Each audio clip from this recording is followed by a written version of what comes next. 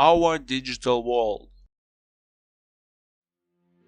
These days, it's almost impossible to imagine a world without the internet or to overestimate its influence on our daily lives. It's therefore amazing to think that in the 1980s, the internet was only used by a handful of scientists, engineers, and postgraduate computer experts. Some people say ex-vice president of the USA, Al Gore, claimed he invented the internet. However, it actually began back in the 1960s as part of a US government defense plan. The internet, then known as ARPANET, first went online in 1969 when 4 computers at different American universities were connected together.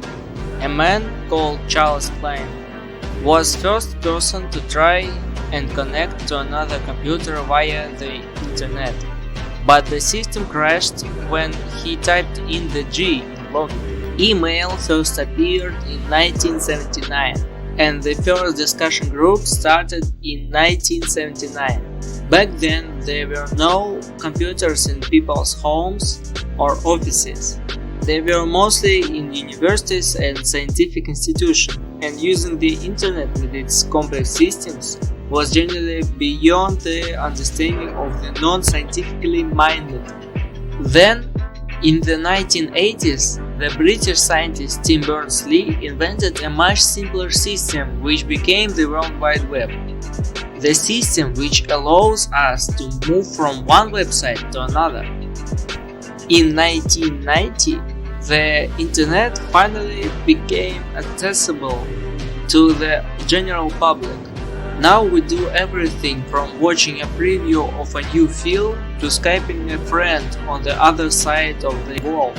Originally, the most undervalued function of the internet was perhaps the way it brought people together. But in the first 10 years of the 21st century, social networking sites such as Facebook, YouTube, and Twitter were launched and revolutionized global communication forever.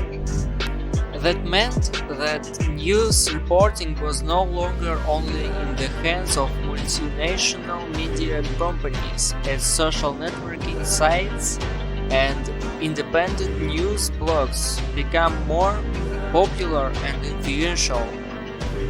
Whether you're a pro-democracy campaigner or anti-nuclear activist, the internet can help you find other people that share your views. Of course, the internet can also be misused. Policing cyberspace remains a problem, and many mental health specialists are considered about compulsive online behavior, which they refer to as internet addiction.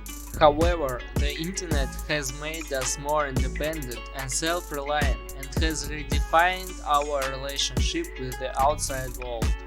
And the most wonderful thing about the internet is that it isn't owned by any government, organization or corporation.